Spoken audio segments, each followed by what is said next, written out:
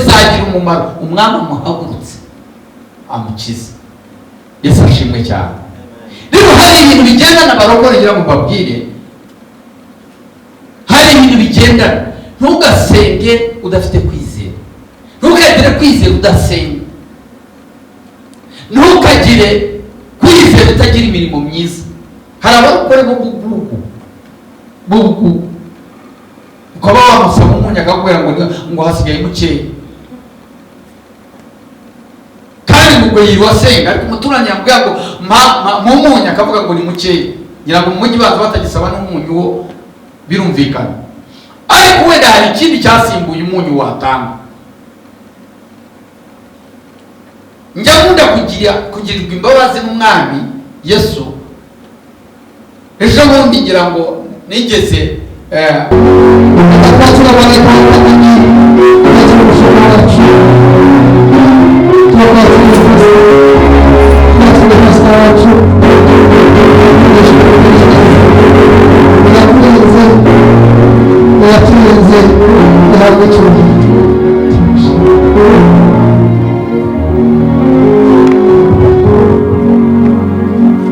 kadukomere Imana amashyi menshi.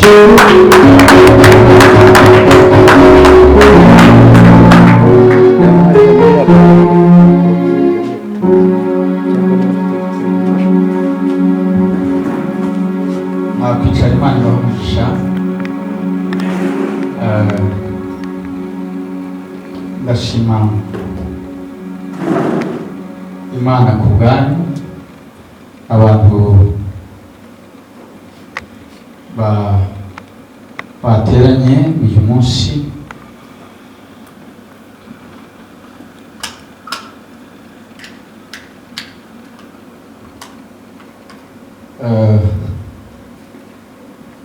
Imana ihabwa icyubahiro ko mwigomwe,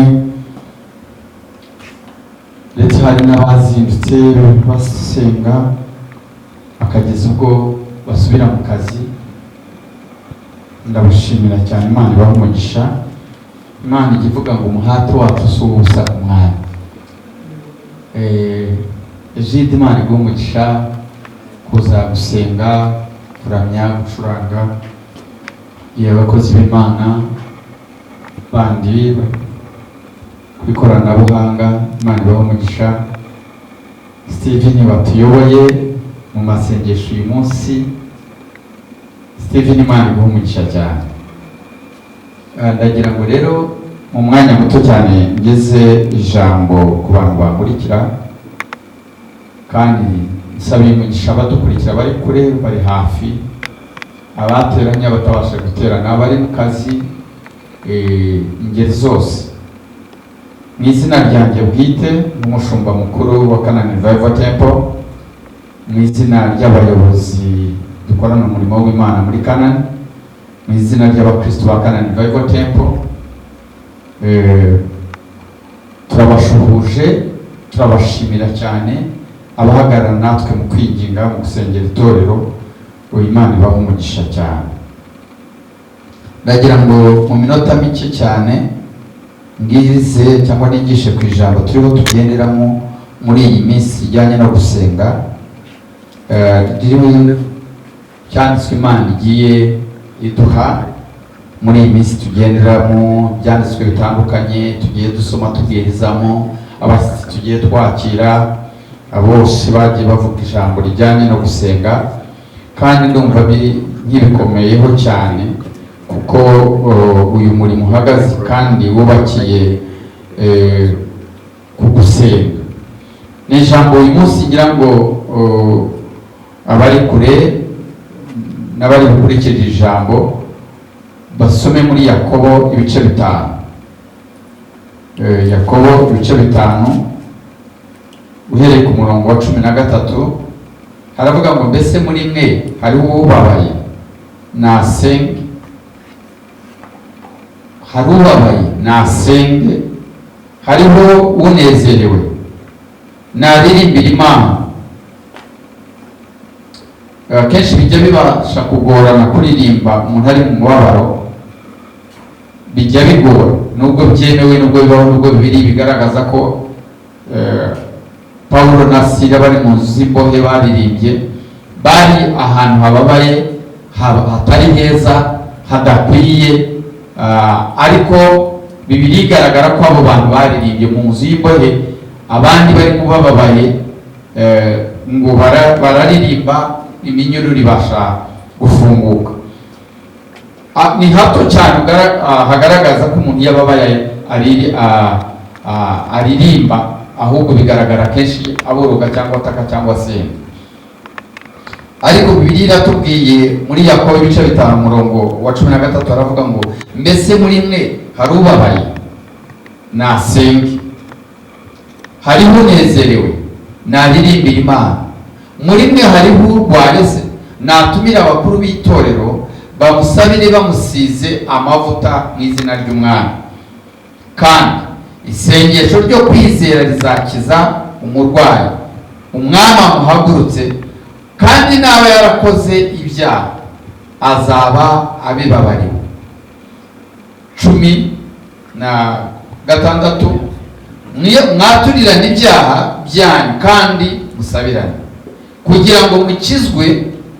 Gusenga k'umukiranutsi kugira umumaro mwinshi iyo asenganye umwete. Dore Eliya yari umuntu umeze nkatwe, asaba cyane ko imvura itagwa. Imvura imara imyaka 3 n'amezi 6 itagwa. Nidushaka turekera kadusenga Imana. Mana ni Imana ikomeye, izina ryawe rihabwa icyubahiro. Nuri umuntu ngo ubeshye, kandi nuri umuntu ngo wibagirwe, nuri umuntu ngo uhinduke, nuri umuntu natwe uko tumeze. Wowe uri Imana, ariko ujye uduhereza imbaraga mu bihe bitandukanye, ujye uvugana natwe mu bihe bitandukanye. Turasenga Mwami muri uyu mwanya kugira ngo wumvire ijambo rishinga imizi muri we, uhereye kuri icyo urivuga n'abandi. Rihagarare Mwami Imana, ridukomeze aho tudakomeye, riduhindure aho dukeneye guhinduka, riduhe kuririmba aho dukeneye kuririmba, kandi amasengesho yacu agira icyo akora n'icyo ahindura, kuko ijambo ryaravuze ngo Eliya yari umuntu nkatwe. Ariko ujye ubana na buri umwe wese iyo wumvise gusenga kwacu, ugira ibyo uhindura n'ibyo ukora kuko uri Imana. Mu izina ryawe Yesu, amen.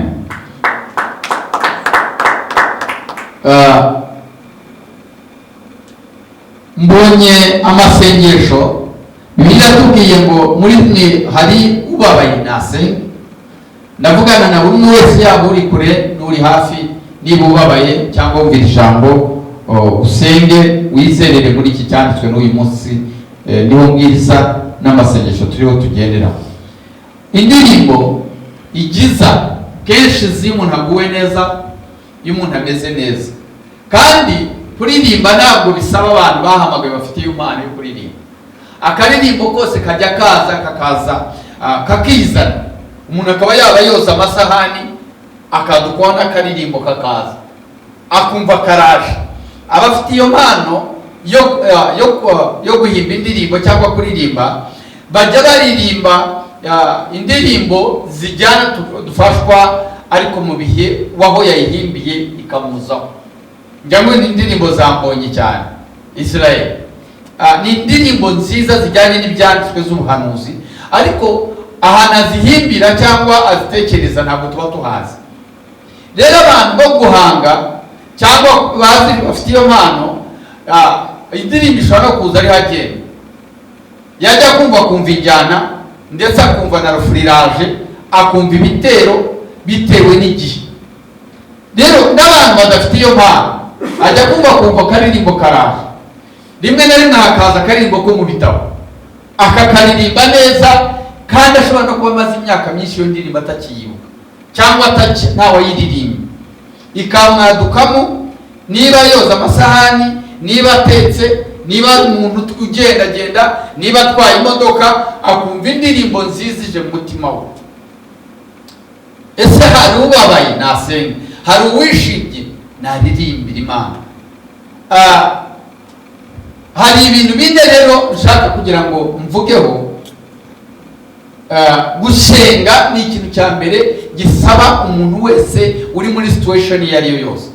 Uri mu bibazo wasenga, uri mu munezero wasenga, hari icyo wibutse Imana wasenga, hari icyo wibutse wasenga. Abantu wabasengera individuals, hari abarwayi wasengera, hari abagiye kubyara wasenga. Nuko ngo ijambo rirazengurutse igihe icyo aricyo cyose, kuko usanga Yesu kenshi yarabwiraga abigishwa be akababwira ngo musenge mutagwa mu moshi, mureke dusenge, ni musenge.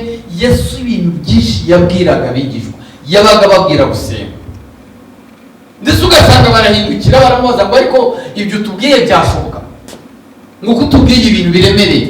Akavuga ngo ku bandi birakomeye, ariko mwebwe kubizera Imana birashoboka. Ikidashobokeye umwana w'umuntu ku Mana kirashoboka iyo asenze. Rero hari amagambo ane: gusenga, kugendana no kwizera. Kenshi usanga Yesu abwira abantu ngo mwizere, mugire kwizera, musenge ariko mugire kwizera. Hari icya gatatu, gusenga no kwizera, ibyo bintu biragendana.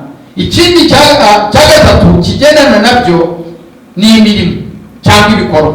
Ngo bivuga ngo kwizera kudafite imirimo kurapfuye, n'imirimo idafite kwizera nayo irapfuye. Kuko ngo hari abantu benshi uzasanga kuvuga ngo ariko ngo njyewe ngo nkora neza, ntanga ibya 10 n'amaturo, mfasha imfubyi n'abapfakazi, ibyo ndabikora kandi ndumva ari umurimo w'Imana. Iyo mirimo myiza idafite kwizera irapfuye. Umuntu yatanga ibya, hari abantu babaje Yesu, baje imbere ya Yesu, hari uwaje imbere ya Yesu aramubwira ngo mwana, ngo niki gisigaye? Tell me. Amaturo ndayatanga, ibya 10 ndabitanga, isabato ndayubahiriza, abantu ndabafasha imfubyi n'abapfakazi, none se niki gisigaye? Yishira mu ntebe yuko yuzuye kuko akora ibyo bintu. Yesu aramubwira ngo igisigaye ni kimwe: genda utange ibyo ufite byose. Ibyo byose mbese biguhishemo, ko ufite ibitsimo uhereza abantu, ufite amafaranga urafasha, urashyigikira, genda ubitange, hanyuma nurangiza unkurikire. Yesu ashimwe cyane. Nurangiza unkurikire. Ngo umukire aramureba, aramubwira, atarasubiza Yesu aramureba, amenya ibiri mu mutima we ko bigoye. Aramubwira ngo biragoye. Ngo ibyo biragoye kubera uri umukire, wirase ufite byose, utanga ibya 10, umurimo w'Imana ugakoreka, itorero rigakoreka, imfubyi zikarya, ufite amafaranga, ariko genda ubitange, nurangiza umurikire. Niho Yesu yakurije atanga urugero, aravuga ngo biragoye ko umukire yinjira mu bwami bw'Imana kuruta ko ingamiya yo yakwinjira mu rushinge, mu izuru ry'urushinge. Bene data, izuru ry'urushinge namwe ni muri tekereza ukuntu ringana. Ngira ngo abakecuru ntibabasha kunyuza bajye babasha kunyuza mu rudodo. Ni mwe mu bimenyetso bigaragaza ko umuntu yatangiye gukura cyangwa gusaza. Urushinge iyo umuntu agiye kudoda, akadodo ntabwo kemera kunyura muri urwo rushinge yari umusaza cyangwa umuntu utangiye gukura, yewe nubwo yaba ari mu myaka igeze hagati nk'iyi ngiyi yacu. Iyo warengeje imyaka 40 uba utakibasha kwinjizamo uruyitirizo rushinge kugira ngo akadodo kinjiremo neza. Yesu aravuga ngo biragoye, ngo umukire aragoye. Mbese byoroshye nuko ingamiya yanyura mu zuru ry'urushinge, nicyo cyoroshye. Ingamiya murebe uko ingana, iyo biroroshye ko yanyura mu zuru ry'urushinge kurusha uko umwe umukire ajya mu bwami bw'Imana. Kubera iki? Yabivugiraga iki? Uyu mukire yari afite byose, ariko ikintu atari afite ni ukwizera. Kwizera, yaza kugira kwizera muri ya mirimo myiza, yashoboraga no kuvuga ngo bya bintu ndabiretse, kuko nyiri ibintu ni umuhamagaye, nyiri ubukire, nyiri ubutunzi ni umuhamagaye. Niba nkurikiye Yesu byose nzabibona. Kwizera niko yavuze, ibintu yari afite. Bibiliya ivuga neza ikavuga ngo icyatumye Aburahamu ajya gutamba Isaka akamutwara akamushyira hejuru ngo amutambe, ngo yagize kwizera. Bibiliya ivuga neza ikavuga ngo yatekereje neza ko yamuhaye Isaka yakongera ikamuzura yapfuye ikongera ikamusubiza ari muzima. Isashimwe cyane. Nicyo gituma rero Bibiliya igaragaza ko iyo udafite imirimo myiza, ufite kwizera, ukwizera kurapfuye. Ufite kwizera adafite imirimo biba bipfuye. Vuga ni ibintu bigendana. Kera nari nzi ko iyo umuntu ari ikiragi yumva. Kera niko nari mbizi mu bwana bwanjye cyangwa maze, ariko nari maze no gukura. Nari nzi ko umuntu ashobora kutavuga ariko akumva. Ariko ikiragi ntabwo cyumva. Ni ibintu bigendana. Iyo ari ikiragi automatically ntabwo ayumva. Rero kwizera no gusenga n'imirimo myiza biragendana. Iyo usenga amasengesho utagira imirimo myiza, ni amasengesho apfuye ntacyo amaze. Ni nk'amasengesho y'abafarisayo Yesu yavugaga. Nonse ntibarasengaga abafarisayo. Abafarisayo basengaga inshuro nyinshi zose bakazubahiriza, ariko imirimo yari yarabananiye. Ntibagiraga imirimo myiza. Babaga bakritika, babaga batuka, babaga bishyira heza, babaga baca imanza. Vuga baba buri gihe cyose nuko abafarisayo bari bateye. Babaga imirimo yabo yabaga idahari. Cyangwa se rimwe na rimwe ugasanga hari abirata iyo mirimo batagira kwizera. Bavuga Kristo, bavuga n'Imana, bakumva ntabwo bayizeye. Bakaba ntibizere Kristo wabatumweho. Rero iki cyanditswe kitubwiye neza, kandi ngira ngo mbabwire ibyo bintu uko ari bine: gushenga, kugendana n'imirimo, kugendana no kwizera. Yesu ashimwe cyane. Hari icyakane ngira ngo mvuge. Icyakane bigendana n'ufite imigambi. Imigambi cyangwa inzozi. Ubwo ngo niba uyu munsi wa none uri umukristo wasenze aho uri hariho hose, numara gusenga ongeraho kwizera, numara kwizera wongereho imirimo myiza, ibikorwa, numara kongeraho ibikorwa gira inzozi, gira imigambi. Yesu ashimwe cyane. Uzasanga abarokore baba ahantu, ari abarokore barinda basaza imvi zikabura uruyenzi, ngo Imana yaramubwiye ngo azakira, ngo azubaka inzu, ngo azagenda amahanga. Ibyo bintu agahora bivugira mu rusengero, akabivuga ari umukobwa, akabivuga ari umusore, agashaka akabaho, agahoraho, ukajya uvuga ngo afite amasezerano aryamanye. Amasezerano adafite kwizera, ibyo birapfuye. Amasezerano adafite ibikorwa, udahaguruka ngo ushake inzira zibyara ubwo bukire, birapfuye. Ibyo bintu udafitiye imigambi, urakira ngo bigende bite? Imana yavuga ko uzakira bikagenda bite? Ko hari abakira. Hari gapu mu isi yawe, nudakira amazi azareka, amasoko azareka kuvubura, kuko Imana yabivuze. Yesu ashimwe cyane. Namwe nimumbwire, mumbwize ukuri. Ni igiki? Yewe Imana yavuze kuzakira, warandekura. Nanjye Fred Imana yarabimbwiye inshuro nyinshi. Indeed, ariko hari ibimenyetso shingiraho. Ariko ndanashingiraho ntekereza ni izihe nzira zatuma ngera kuri ibyo bintu. Mwabisikana tugira slogan ivuga ngo we play hard and work hard. Niwirirwa mu rusengero ukarara, ukamenya gushenga, ukagira kwizera, ugasobanura inzozi, ukerekwa, utava, uzabikorera abandi bagende babipracticinge, bo babigereho wowe ukiri aho ngaho. Imana igendana n'ibyo bintu kuko ari ibintu nk'uko mbibabwiye. Iyo ni research nakoze, ni ubushakashatsi nakoze, ni ubushishozi nakoze, nibyo nanjye nabayemo. Imana ishaka ko numara gusenga ukagira kwizera, jya gukomanga. Niba ugize imirimo myiza ugafasha imfubyi, ntabwo ari umubwire ngo hari abantu benshi muzasanga iyi ni imvugo kenshi mu bapagani, ngo nta mpamvu yo kujya mu rusengero guterana. Oya, nta mpamvu. ayo mafaranga njya kwangiza nyishyira mu rusengero nayafashishije imfubyi n'abapfakazi. Abantu b'abapagani batajya batanga n'icya 10 niyo mvugo bakunda gukoresha. Ntabwo natanga icya 10 ngo njyijyana mu rusengero njya kugira pastor. Ntabwo icya 10 ari icya pastor.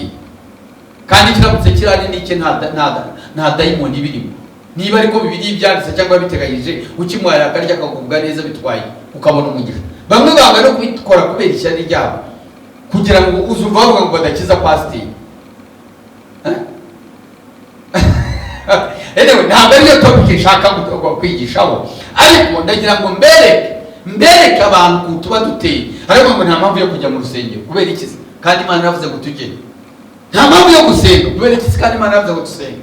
Mwereka gusenga si ngombwa ngo no mu nzira nasenga. Wapi? Urabeshye. Ibyo ni amagambo. Niba uri umukire ukaba ukize udasenga, hari ikibura muri wowe. Niba wizera ukaba udasenga, hari ikibura muri wowe. Niba ugira imirimo myiza ukaba utagira kwizera, hari ikibuze muri wowe. Niba wizera akaba nta mirimo, hakaba hari kimwe kibura.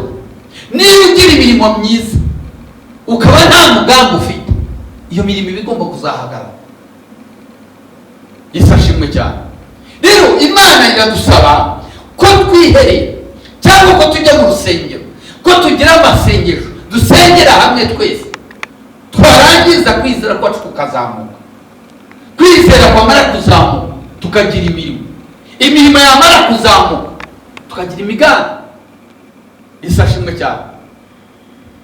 Uyu munsi iyo tuvuga ngo turi muri vision 2050 y'igihugu cy'u Rwanda, ibyo bintu leta yashyizeho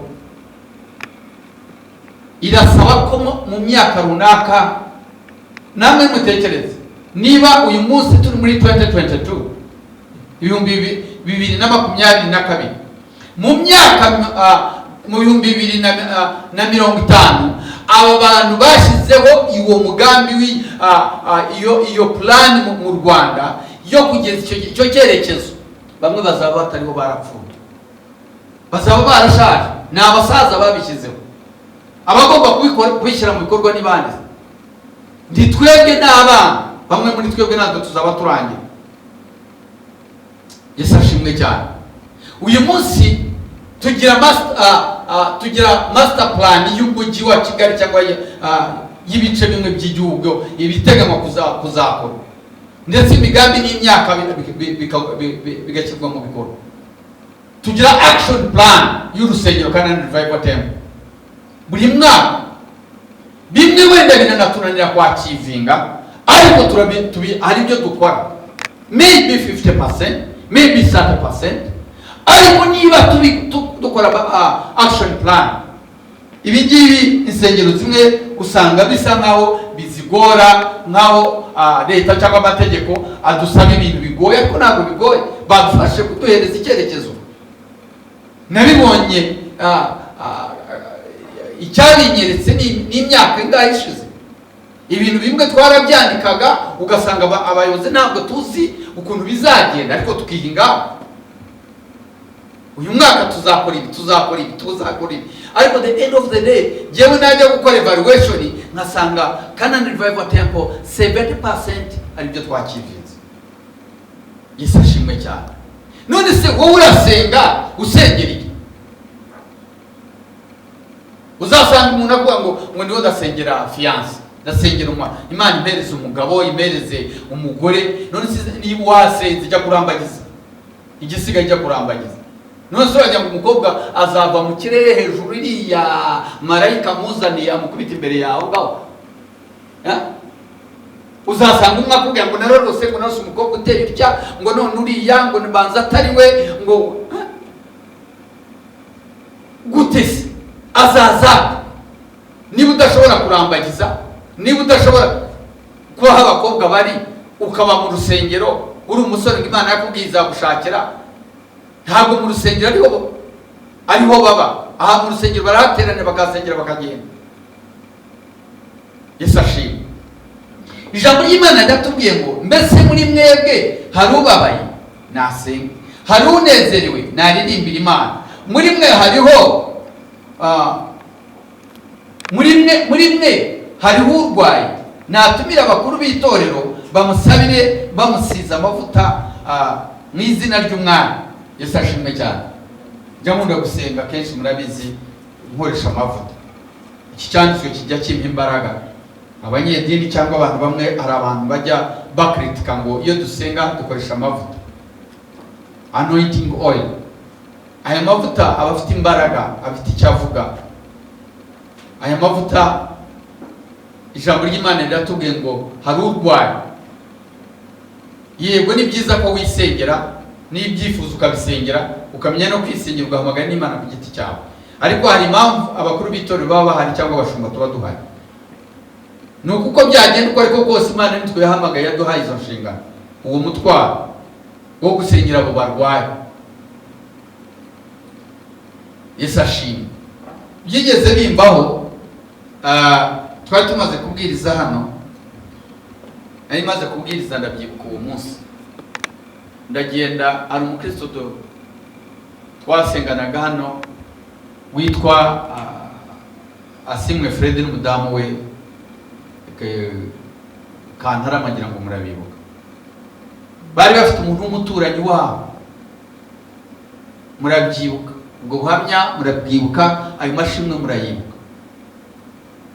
Njya nkunda kuvuga ngo ibi mbabwira ntabwo byabereye i Kaperinawumu, byabereye hano mu Rwanda. Abo bantu mbabwira ni Abanyarwanda. Noneho bari bafite umuturanyi wari wararwaye, arwaye indwara, bamubaga ubwa kane i Kanombe muri military hospital. Bamubaza ubwa kane, abaganga barababwira, bagiye kubasinyisha baravuga ati kenshi iyo umuntu bagiye kumubaga ubwa kane ntabwo abaho. Percentage nini nuko tubona azapfa. Bicaza umugabo, baramubwira, baramusinyisha nkuko procedure zigenda mu bitaro, bajya kumubaga ariko bazi ko atazakira, aza kugwa mu bitaro. Aragenda, barategereza, bari bazi yari inshuti yabo cyane, bamusengera, bakamusengera hano. Barangije baramubaga, bamukurayo, ariko ari muri koma. Bamuzana ari muri koma, amara iminsi ari muri koma. Icyo gihe yari muri koma, arushaho kubyimba. Umugabo amuvaho azi neza ko apfuye birangiye, yirirwa arira, bategereje ko apfa. Ariko aba bakristo twasenganaga bari bamaze kubona Imana uburyo ikora cyangwa inkoresha. Baranyegera bababaye, yari landlord wabo cyangwa landlady wabo, ariko ari abakristo bose bababaye kubw'uwo mubyeyi. Ngira ngo yari yabyaye, I don't remember very well, yari yabyaye, ngira ngo simbizi. Noneho barambwira bati, mushumba dufashe, uyu muntu agiye gupfa, kandi ugira Imana yo gusengera abo bantu, waje tukagutwara mu bitaro. Babibwira umugabo, warambwira ati mumujyane. Noneho ndabwiriza, hari ku cyumweru, ushoje mbashyira mu modoka tujya mu bitaro bya Kanombe. Ngezeyo mu by'ukuri nanjye byarandenze nk'umuntu, ariko bidashobokera umwana w'umuntu, ku Mana bigira bite? Birashoboka. Ariko ijambo ry'Imana ryatubwiye ngo muri mwe hari urwaye, natumire abakuru b'itorero bamusabire bamusize amavuta mu izina ry'Umwami. Kandi isengesho ryo kwizera rizakiza umurwayi, Umwami amuhagurutse. Umwami agira ati amuhagurutse. Narababwiye ejo bundi mbere ikimuga cyari kimaze imyaka 38 ku kidendezi. Ariko ndajya mubabwire ngo iri jambo ryo gusengera umuntu, umukuru w'itorero cyangwa umushumba cyangwa umuyobozi cyangwa umutanga, amusengere amusize amavuta. Namaze kubwiriza hano, ndabyibuka uwo munsi nari mu mbabazi n'imbaraga z'Umwami koko. Ndabatwara mu modoka, ngenda nari mfite agatambaro ka umuntu yihanaguza, nari nakoresheje uwo munsi mbwiriza nihanagura ibyuya. Ndagenda ninjira muri sale, harimo abarwayi benshi ndabasengera, noneho mugezeho inda yari yabyimbye cyane, ariko yaje kuduhamya ngo ibyo navugaga byose arabyumva. Amaze gukira niwe wabyivugiraga hano. Noneho ndasenga, inda yari yarabyimbye kuko niwe wabashaga kumureba, kuko inda yari yabyimbye, isura ye yose yabyimbye. Uyu muntu yari umukandida w'urupfu mu masegonda. Ndamushengera bose baraho, ndamusengera, ndangije ka gatambaro nari mfite nkashyira ku nda ye. Kandi uwo munsi nari nasengeye abantu n'abasize n'amavuta. Noneho cya gitambaro nakoreshaga kagaswime nkarambika ku nda ye, ndasenga. Navuze amagambo ntabwo nyibuka, ariko umwami arayibuka. Gusenga kugira umumaro iyo umuntu asenga umwete. Noneho ndasenga kumva atabasha kuvuga. Noneho ahita mu kunyeganyega kwe azamura ukuboko, mbese kubera ko yumvaga ariko nta mbaraga afite, asa nk'umuntu uzamura ukuboko kuri yanda ye yabyimbye, ashyira kwa kuboko aho mukuye kuri ka gatambaro akagumishaho. Yesu ashimwe cyane. Kwizera, gusenga, kwizera, imirimo myiza, imigambi. Arangije ntabwo yarazi, aravuga ngo aka gatambaro asize ku nda yanjye ndakira. Ibyo abitekereza wenyine muri koma, ko yarumva atabasha kuvuga. Ibi mbabwira ni ibintu byabaye hano, murabyibuka. Uyu mudamu yambaye neza yaje gushima, aravuga ngo ntabwo yigeze ka gatambaro akuraho ukuboko kwagumyeho, bajya kugakuraho akanga, kageza ubwo kandura kuko kari umweru, yanga ko bagafura. Buri gihe cyose baragafata, agatangiye no kwijajara, akajya yibuka ko ariko katumye ahembuka, ngo akajya agafata akakihanaguza, karandura, karagenda kariraho, ngo ariko aravuga ngo kagatambara kanjye, atangira kuvuga ngo ntuzarafure kugeza avuye mu bitaro. Igihe kiragera, abaganga barumirwa, baravuga bati abo bantu kuko barasenga, abo bantu bafite Imana, uyu muntu ubundi ntibibaho, ni gakeya. Abaganga bamwe bakabihamya bakavuga ngo kuva nabaho nta muntu nari nabona babaga kane ngo yongera abe muzima ahubwo atahe. Twe twamubaza tuzi ko nta kindi twakora. Niko babibwiye n'umugabo we, baramubwira bati rero amahirwe menshi nuko umugore wawe atari bubeho. Ntabwo ari bubeho, ntawe tujya tubaho, ntawe turabona, ariko twabonye usenga wizera Imana. Niyo magambo bamubwiye. Arangije arakira, umudamu aragenda asubira mu rugo. Ni umudamu muzima, murabyibuka, yaje gushimana muri Kanani. Rero ntabwo ari jyewe wakijije uwo mudamu, ariko Bibiliya ivuga ngo batumire abakuru b'itorero basengera abarwayi babasize amavuta, ngo isengesho rizagira umumaro. Umwami amuhagurutse amukiza. Yesu ashimwe cyane. Rero hari ibintu bigendana abarokore, ngira ngo mbabwire, hari ibintu bigendana. Ntugasenge udafite kwizera, ntukagire kwizera udasenga, ntukagire kwizera utagira imirimo myiza. Hari abarokore bugu ukaba wamusaba umunyu akakubwira ngo hasigaye mukeya, kandi ngo yiriwe asenga, ariko umuturanyi yamubwira ngo mu munyu akavuga ngo ni mukeya. Ngira ngo mu mujyi baza batagisaba n'umunyu wo, birumvikana. Ariko wenda hari ikindi cyasimbuye umunyu watanga. Njya nkunda kugirirwa imbabazi n'umwami Yesu. Ejo bundi ngira ngo nigeze mbaho ubuhamya muri corona. Haje umuntu w'umukozi w'Imana, ngira ngo ni umuvugabutumwa, ntabwo nzi itorero rye, ariko twahuraga kenshi, ambwira ko ari umukozi w'Imana, ari umuvugabutumwa. Sindabona naho abwiriza, sinzi naho asengera, niba ari mu basatuzi simbizi nka yamvuga, ariko icyo nzi ni uko yanyibwiraga ko ari umuvugabutumwa. Yesu ashimwe cyane. Ntabwo namushimukuje, muzi nk'umurokore period, nta kindi nzi.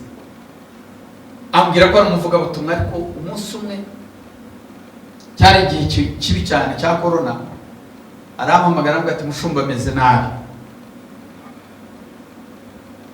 Ngira mu itorero abayobozi icyo gihe twari twaricaye twikoramo umurimo hafi 500. Actually ngira birarenga ko twitanze inshuro ebyiri, abayobozi baritanga bagura imifuka.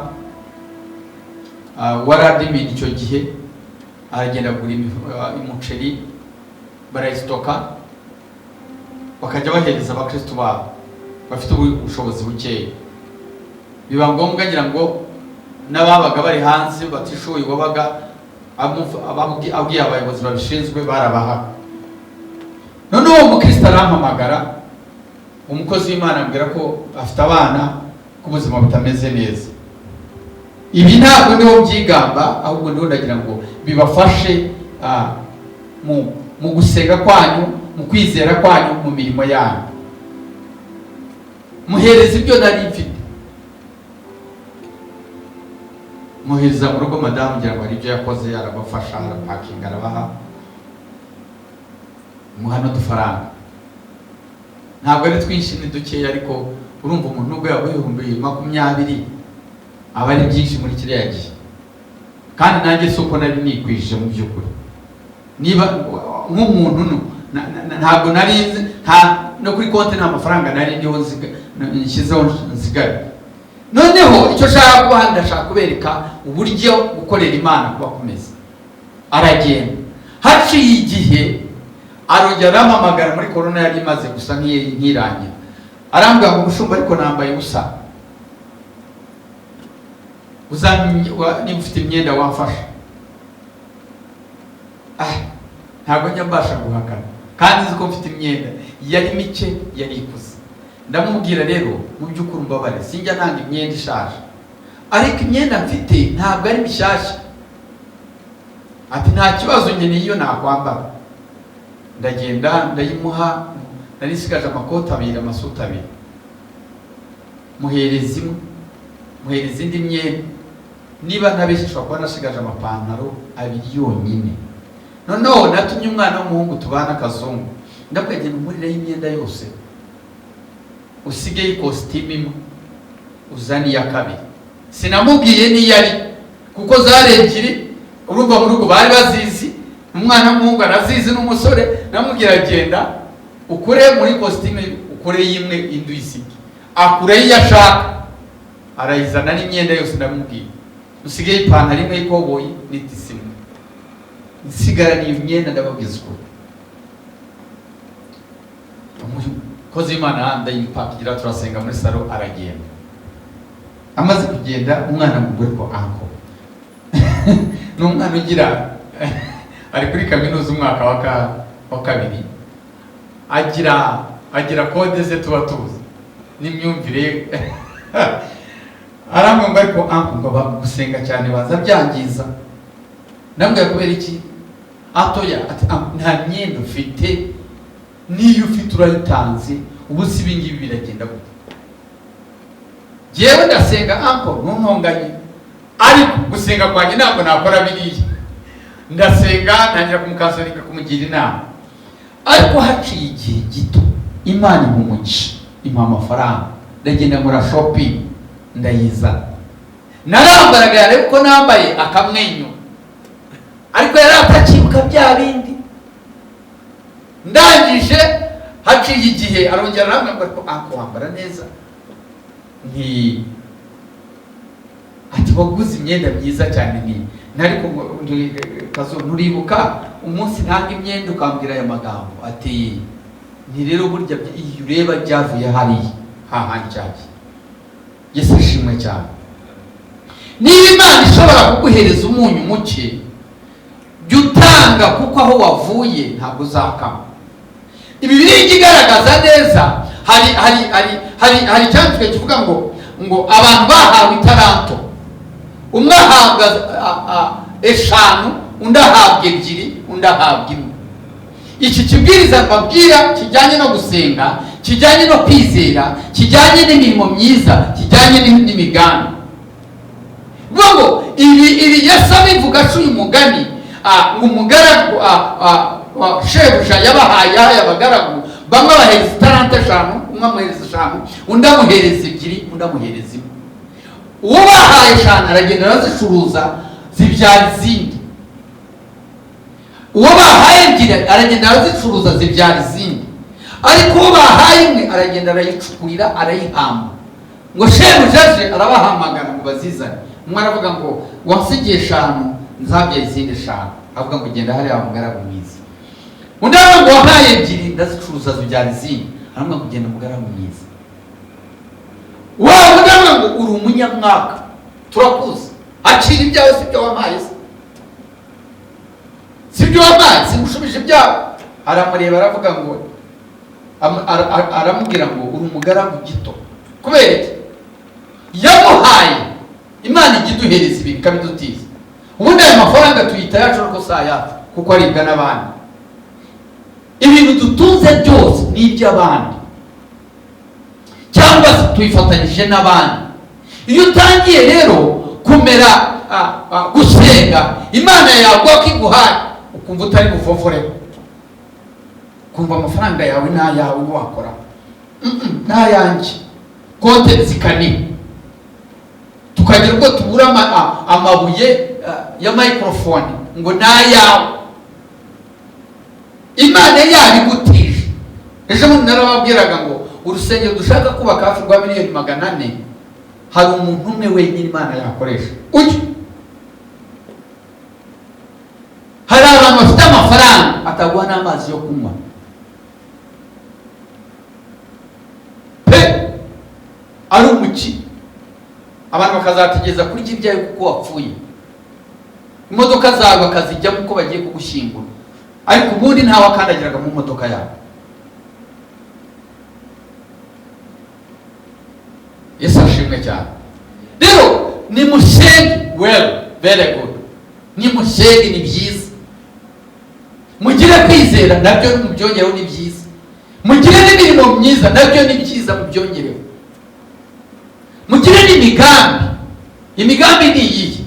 cyagiye mfite imbuto mu kiganza, ibigori n'ibishyimbo, ibyawe ni wowe kujya kugira umugambi, ugashaka umurimo ugatera, ukashyira mu butaka, ukagira kwizera kw'imvura izaba, ariko ushobora no gutaba, ariko byizere ko izaba. icyo gituma duhinga. n'inyoni zazirya, kugira kwizera ko inyoni zitazazirya izo mbuto.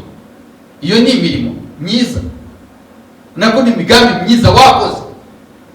Yesu ashimwe cyane. hanyuma ni weza gira imirimo myiza. ibishyimbo byeze hereza abantu, ibigori byeze hereza abantu bari. Yesu ashimwe cyane. tujya tugira umuco mu Rwanda w'abantu ba kera b'abakurambere, nabimenye ejo bundi vuba aha ngaha, byitwa umuganura. umuganura ni imyaka yeze, ni imfura y'imyaka. dushima Imana wenda uyu munsi ko bamwe babikoresha mu kubaha Imana n'umuco, ariko ubundi kera babikoraga, bamwe babikoreshaga no mu bazimu, babiha abadayimoni. yakweza imyaka akabanza kujya guhereza abasekuru bapfuye, akabamurikira ibyo yejeje. amata y'inka y'uburiza bakayamena hasi, bayahereza abazimu n'Imana. ibyo nibyo mubona buriya mu Rwanda hano, uwo muco usa nk'ugaruka w'umuganura, gusangira, wejeje sangira n'abandi.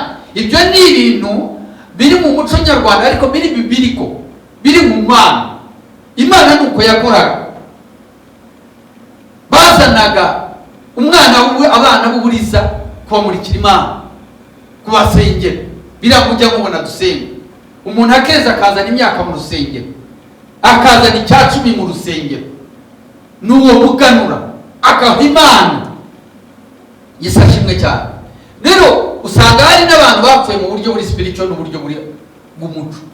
akeza ntahereza abaturanyi ngo basangire, akeza ntajyane n'10 mu rusengero. uyu munsi wa none hari igihe usanga abapasiteri kenshi cyane mu minsi imwe y'abantu bavangirwa na b'ingeri zose babamo, muzasanga abapasiteri bavuga icyacumi cy'amafaranga. Ntabwo icyacumi ari amafaranga gusa, n'imyaka wejeje. Yesu ashimwe cyane. Uburiza, ibyiza, umuganura no gusangira.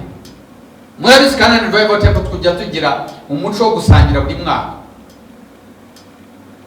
Murabizi ibyo ngibyo kuva kera, ngira ngo hashize imyaka 3 kuva corona yaza, ibyo ntabwo tukibihe twongera guhurira hamwe ngo dusangire. Munabisengere nabyo Imana yongere dushoboze ubushobozi. Musiko twajyaga duteka hano tugasangira mu rusengero twese cyane. Yesu ashimwe. Ibyo rero Imana irabishaka. Niba umuntu Imana umugaragu bamuhaye imbuto itarante 5, undi bamuhaye 2, undi bamuhaye imana yarayicukuri, uvuga ngo bihwanye na bwa butunzi Imana iguha, ntibugire icyo bumarira abandi. Ukarya wenyine, ukanywa wenyine, ugasanga umuntu umugati niba wuguze arashaka kurya wenyine, niba ari umusiribateri ntashaka kumukoza gukoraho. Mana yanjye, ariko mwana abantu b'Imana bagiye bihana bakanakizwa. Umuntu akagura umugati ntashaka kumukoza kuryaho. Hari ibiryo ngo usanga ingo zimwe barya umukozi atemerewe kurya. Bene data, uwo muco ni mubi. Ndakubwiza ukuri, ntabwo wabusenga. Ibyo bintu niyo mbabwira, ntabwo ukwiye kubusenga ngo wirwe mu rusengero, nugera mu rugo uvuge ngo umukozi ntemerewe kurya ibiryo warya, cyangwa kurira ku meza warira. Usibye n'ibyo rega hari abantu b'ibisambo, ariko Abanyarwanda ko harimo abantu b'ibisambo. Wari uzi ko hari ibiryo umugabo yaryaga kera umwana atemerewe kubirya? Yes, abana yibyariye, inka ikaba yakamwa ari imwe akayinywa wenyine ngo ni nyir'urugo, abana batanwaho. Uwo muco, iyo dayimoni igende mu izina rya Yesu. Niyiho yokama ikaza no mu ngo z'Abanyarwanda bamwe bakabibisambo. Umukozi yirwa gutekera, yatetse inyama ngo ntushaka ko azirya, kandi niwe wazitetse. Sincerely speaking, ubwo urasanga iryo sengesho rye imbere y'Imana ntabwo ryagerayo. Ayo ni amasengesho apfuye. Waragizwe umaze guhabwa turi ibintu ngo njye nizera Imana, Imana bayangaburiye. Urizera gusa, urizera ibitoki gusa, ntabwo wizera Imana. Wizera Imana ntabwo akora gutyo. Waragizwe ukavuga ngo warakijwe umurokore, ngo ugira imirimo myiza, ngo watanze icyacumi mu rusengero. Icyo cyacumi ntabwo Imana yacyakira. Wasize hari ubushoje, wanze ko akora ku mugati wawe, ko amatara y'abo bana batayakoraho, batemerewe kuyakoraho. Kera Imana igigenda impa kwishurira ukuntu ngo kera mu bantu ba kera, imfura za kera zabaga zarya ibishyimbo, habagaho akantu kagasika aho nyir'urugo afungura abana ntibahagere.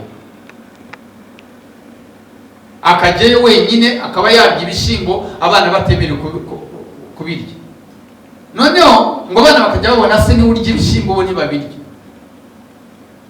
Baza kumuhereza ngo ibiryo, ariko abona igishyimbo, ngo ahita agikuramo muri izo mboga. Niba zari z'amazi ntabwo mbizi, ariko niba ari ukuri sinanakuzi, Imana indinde ntabwo mbeshya. Ni inkuru z'abakera n'imigani yabo, ariko byabaga bishingiye ku kuri. Noneho umwana abona igishyimbo cyaje mu biryo bye, ngo ahita agitora avuga ngo iki gishyimbo nikijye mu bindi kwa papa. Mbese cyayobeye ku isahani, ntabwo wakimenyereye.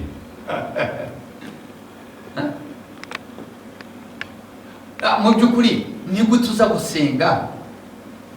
Nibyo rega b'abafarisayo babajije Yesu ko rega twebwe dukora byose, ni iki se gisigaye? Hari ikibura? Dukora ibi n'ibi, dukora ibi n'ibi, nta kwizera, nta mirimo myiza. Ibyo ni ibintu uko ari bine bigendana. Yesu ashimwe cyane. Iyo uyu munsi wa none mujye mumenya umuntu bashumbye uko ateye. Uyu munsi turi ku ikoranabuhanga turabwiriza ibibwiriza bigenda ku isi kuko Imana yabivuze. Itaranabivuga ariko nabyo twari tubyemerewe. Ariko noneho yabivuze, ariko nta bushobozi dufite. Kandi koko izi za kamera, aba badukamera, ayo mafaranga se yava he? Ariko mba nagize kwizera, I make a step. Ubu kuva tutangiye amasengesho abantu barasengana natwe online baradukurikira. Yesu ashimwe cyane. Ariko ntabwo tuzi icyo Imana yakora. Shobora no gukoresha agiye ubwanjye mugacya mu gitondo mabona ubushobozi twaguriza za kamera. Yakoresha nawe mugacya mu gitondo ukabona ikiraka hari ukaza ukaguriza kamera. Yakoresha uri mu bihugu bya kutuza utarakandagira akatugurira ibyo bikoresho. Icyo Imana yashatse no kugira ngo nuko dukora.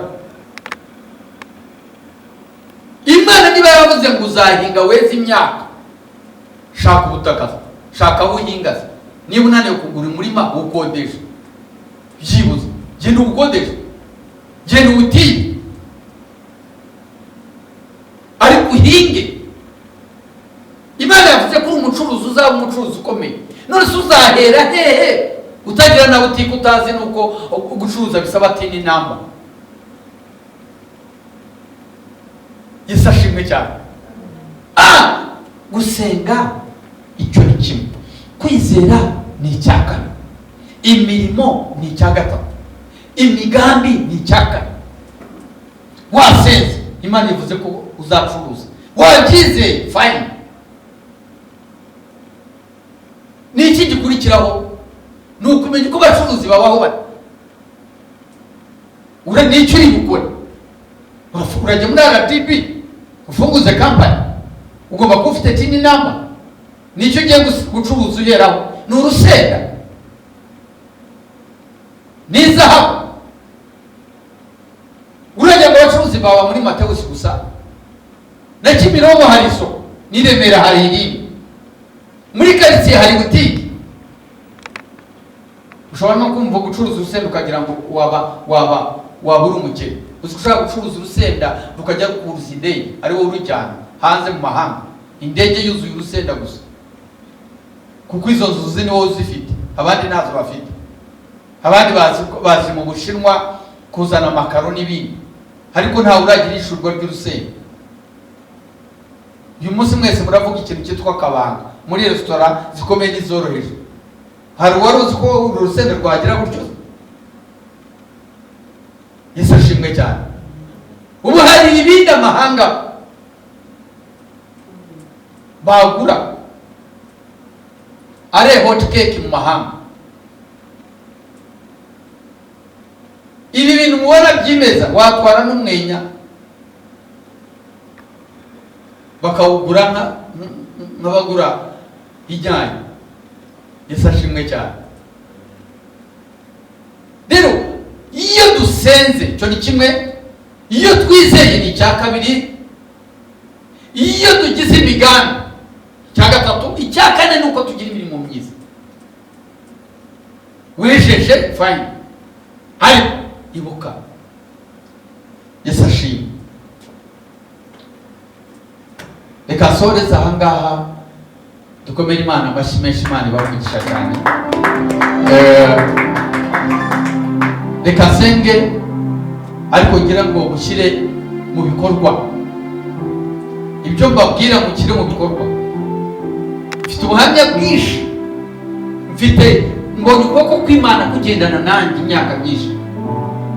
Nsenga ntacyo mfite, nkagira icyo ngira, nkagira icyo ndekura, nkagira icyo gumana. Yesu ashimwe. Ubwo ni ubuhamya mvuga, mbonye ibyo mbabwira, iyo mbibabwira nanjye ndibwiriza ubwanjye.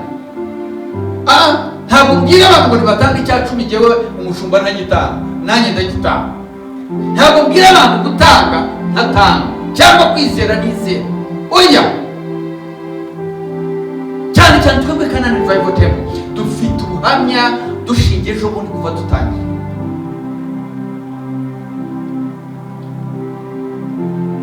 Ubushize Imana yarambwiye, nari hamwe na Godfrey twara twiyirije tugitangira, njya twari tumaze umwaka umwe,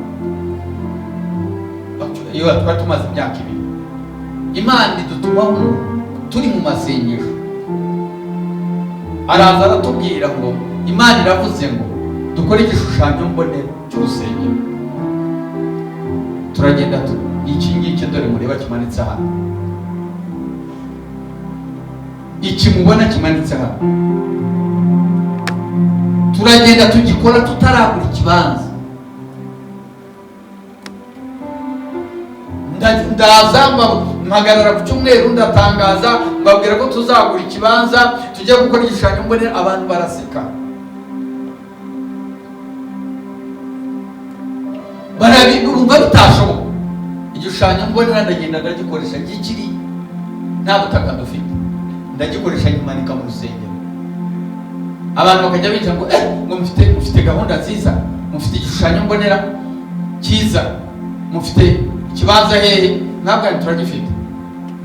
Mugifite hehe? Turagifite nk'abakwepa, ariko nkahamya ko tugifite kuko ndizeye. Yesu ashimwe cyane. 2018 murabyibuka, tuvuye aho twasemberaga bamaze kudufungurira, twari dushigaje miliyoni 1 nicaza abayobozi. Ndabwira Imana yavuze ko dushaka ikibanza, batabyumva. Turakoteza buri umwe arakoteza buri benshi batajya batanga 500 nanjye no mu rugo rwanjye dutanga 500. Aya twagishije muribuka abantu badusuye hano, abantu twiganye groupe ya Gatovu baje hano babonye igishushanyo mbonera, bitanze miliyoni, bahagaze aho badusuye. Yiyongeraho umugambi twaratangiye, gahunda yaratangiye. Yesu ashimwe. 2 gatatu natanze imodoka yanjye n'abafo, murabyibuka. Ngenda na moto n'umugore wanjye mwiza, tudakwiye kugenda n'ibirenge na moto, ariko Imana yaturinze muri byinshi biruta ako kamodoka twatanze. Muri corona tuguma mu nzu tutazi ko bizagenda, aho tuzakura ubukode, turarya turanywa turambara tubaho. Imana iraturinda, corona ntawe yahitanye. Ibyo ni biruta ako kamodoka, ibyo ni biruta ubutunzi waba ufite miliyoni magana ngahe miliyari ziri ku konti. Ndabizi ko Imana yampaye isezerano ryo kurama, ariko nubwo nava mu mubiri abana bagenda bizi ko batansabiriza. Iyo mirimo yajya ivuga rimwe na rimwe ikabaha ibitoki, ikabaha no kwiga. Yesu ashimwe. Muhaguruke dusenga Imana. Oh Yesu, turasenga izina ryawe Mwami. Ndambuye ukuboko kwanjye Mwami Imana, nsengeye abamurikirana online, nsengeye itorero ryawe riri imbere yanjye n'abadahari Mwami. Kwizera kwacu turagukomeje, duhereze umutima wo gukiranuka no kwihana mu maso hawe. Ku ijambo ryawe ngo twaturirane ibyaha, twahereye mu gitondo twihana ubwacu, twatura ibyaha byacu imbere yawe, twaturirane ibyaha. Ndetse Mwami twatura n'ibyaha by'itorero n'abari hafi n'abari kure. Wemere Mwami tugirire imbabazi, kandi ijambo ryawe ngo gusenga kwacu kugira umumaro mwinshi iyo dusenganye umwete. Ijambo ryawe riratubwiye ngo Eliya yari umuntu nkatwe, ngo yabashije gusenga imvura irahagarara imyaka 3 n'amezi 6. Yari umuntu nkatwe. Eliya yabyawe n'umugore n'umugabo, yari umuntu nkatwe. Yari afite gusonza nkatwe, yarababaraga nkatwe, yashidikanyaga nkatwe. Ariko bigaragara Mwami ko amasengesho agira umumaro iyo umuntu wese aje imbere yawe n'umutima we wose yizeye, afite umugambi mwiza muri we. Ijambo ryawe ngo turasenga rimwe na rimwe ntidusenge neza, iyo mpamvu tudasubiriza, ariko tugereze gusenga neza. Mwami Umwuka wera agaze gusenga neza, Umwuka wera tuvugire ku Mana, uduhereze kugira imigambi myiza muri twe, n'inzozi nziza zifite icyo zamarira ubwami bwawe, zifite icyo zamarira itorero rya Kristo ku isi, zifite icyo zamarira abarushye n'abaremerewe, imfubyi n'abapfakazi n'abashonje. Ndabasengeye Mana muri aya masengesho y'iminsi 21, ubana natwe kandi udukorere ibimenyetso n'ibitangaza. Amasengesho yawe n'ibyifuzo byacu ko twabyanditse, abari mu kazi n'abatateranye n'abateranye, abari kure mu bihugu byo hanze, ndasenga Mana ubagirire neza. Sengeye iki gihugu cy'u Rwanda mpagaze ahera, sengeye gahunda ya coga mu mwanya, sengeye abayobozi mwanya. Hari abayobozi baraba mwami Imana bataryama, barara bakora, batekereza gahunda uko izagenda muri iki gihugu. Turabasengeye bahereza ubuzima bwiza. Hari abanyamahanga bari muri iki gihugu, hari n'abagiye kuza, hari abenegihugu mwami. Ndasenze Imana ngo Uwiteka igihe kirageze, ibyo twasengeye mwami Imana tubivive, kwizera kwacu twizeye mwami Imana tubibone mu izina rya Yesu. Nitubibona nitubigira mwami, mu izina ryawe Yesu uduhereze kwagura imbago zacu, twagura ihema ryacu kugira ngo ibyo ngibyo mwami Imana bikore. Urakoze, sengeye bose, imfubyi n'abapfakazi, abakene n'abashonje, abanezerewe n'abahazi n'abishimye, bose mbashyize mu biganza byawe Kristo Yesu, mu izina ryawe Yesu, amen.